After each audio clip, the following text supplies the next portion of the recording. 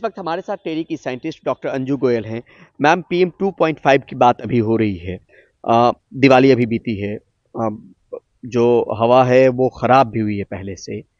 PM 2.5 जब हम कहते हैं तो उसमें क्या क्या एलिमेंट रह सकते हैं या होते हैं यूजुअली, या अभी होंगे विद्यमान?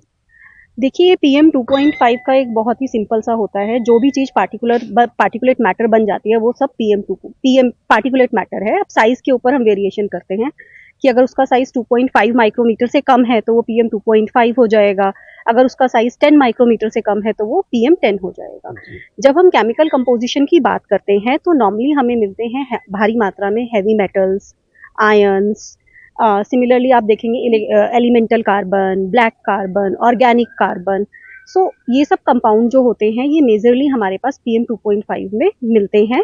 इनकी मात्रा ऊपर नीचे हो सकती है डिपेंडिंग अपॉन कि किस जगह पर क्या सोर्स है। स्पेशली अगर आप दिवाली के बाद की बात करते हैं, क्योंकि पटाखे बनाने में बहुत सारा सल्फेट यूज होता है, नाइट्रेट यूज होता है, चारकोल यूज होता है, बहुत सारे वॉलेटाइल ऑर्गेनिक कंपाउंड्स यूज होते हैं।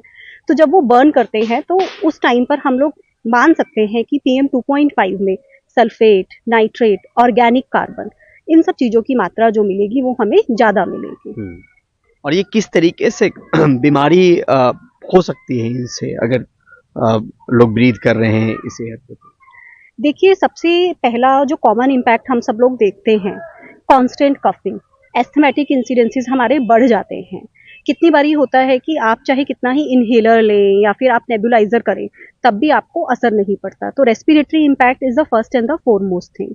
दूसरी चीज आप ये देखेंगे कि पिछले कुछ सालों में आप देखेंगे कैंसर के इंसिडेंसेस बहुत बढ़ गए हैं।